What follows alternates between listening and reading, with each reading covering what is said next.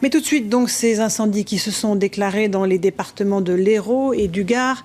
Après un été plutôt calme, le feu est en train de ravager plusieurs centaines d'hectares, tout près du village de Mèze, au bord de l'étang de Thau. Une centaine d'hommes sont mobilisés côté pompiers avec des moyens aériens. Et puis d'autre part, plusieurs familles ont été évacuées. Reportage sur place de Jean-François Garcia et Nicole Chastagnier.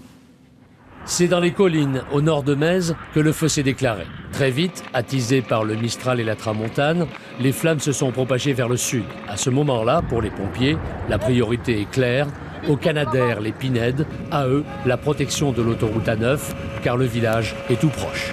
Le but du jeu, c'est de créer une ligne, d'accord, pour pas que ça passe l'autoroute. Alors ça peut surprendre, mais une saute-feu qui traverse l'autoroute, même une 2 fois 3 voies, ça arrive souvent. Mais leurs efforts restent vains. L'autoroute est coupée, les automobilistes priés de patienter. Il faut maintenant tenter d'évacuer les riverains et protéger les entreprises. Pas facile. J'ai mon mari qui va intervenir. Si vous le voyez, vous dites que... L'évacuation faite au niveau de la roseraie, du bois écossais, là, les mise en sécurité des gens. Vous avez un peu peur Ça veut dire que bon oui. Hein. Il vaut mieux être méfiant, non? Méfiant, ouais.